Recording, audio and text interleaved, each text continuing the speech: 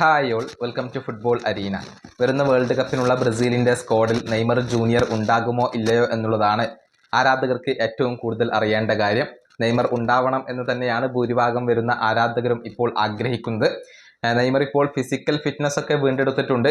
കാരണം കഴിഞ്ഞ 4 മത്സരങ്ങളും മുഴുവൻ സമയവും നെയ്മർ ജൂനിയർ കളിച്ചിട്ടുണ്ട് എന്നുള്ളത് ശുഭകരമായ ഒരു കാര്യമാണ്. ഏതായാലും നെയ്മർ ജൂനിയർ ഉണ്ടായാൽ ബ്രസീലിൻ്റെ വേൾഡ് കപ്പിലെ ഒരു പോസിബിൾ ലൈനപ്പ് എങ്ങനെയാകും അത് നമുക്കൊന്ന് ലഭിച്ചിട്ടുണ്ട്.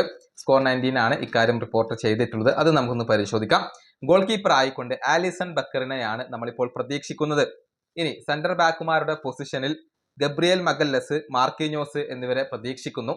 ഇനി വിംഗ് ബാക്കുമാരുടെ പൊസിഷനിൽ അലക്സാൻഡ്രോ, എഡർ മിലിറ്റാവോ എന്നിവരെ കാർലോ ആഞ്ചലോട്ടിക്ക് ഉപയോഗപ്പെടുത്താം. മധ്യനിരയുടെ കാര്യത്തിലേക്ക് വരുമ്പോൾ കാസിമിറോയും ബ്രൂണോ ഗുയിമറസും അവിടെ ഉണ്ടാകും. ഡിഫൻസീവ് മിഡ്ഫീൽഡർമാരുടെ റോളിലായിരിക്കും ബ്രൂണോ ഗുയിമറസും കാസിമിറോയും കളിക്കുക. അവർക്ക് തൊട്ടു മുന്നിൽ അറ്റാക്കിംഗ് മിഡ്ഫീൽഡറുടെ റോളിൽ അഥവാ നമ്പർ 10 റോളിൽ നെയ്മർ ജൂനിയറെ ഉപയോഗപ്പെടുത്താൻ സാധിക്കും എന്നുള്ളതാണ്. പിന്നീട് ഇടത് വിങ്ങിൽ വിനീഷ്യസ് ജൂനിയർ ഉണ്ടാകും. വലത് വിങ്ങിൽ റാഫീഞ്ഞയെ കളിപ്പിക്കാം.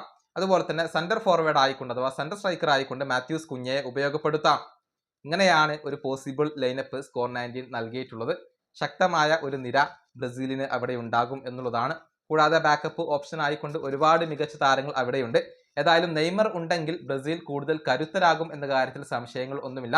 പ്രത്യേകിച്ച് നെയ്മറെ പോലെയുള്ള ഒരു പ്ലേമേക്കറുടെ അഭാവം സമീപകാലത്ത് ബ്രസീലിനെ വല്ലാതെ അലട്ടിയിരുന്നു. അതുകൊണ്ട് തന്നെ നെയ്മർ വേണം എന്നാണ് എല്ലാ ആരാധകരും ആഗ്രഹിക്കുന്നത്.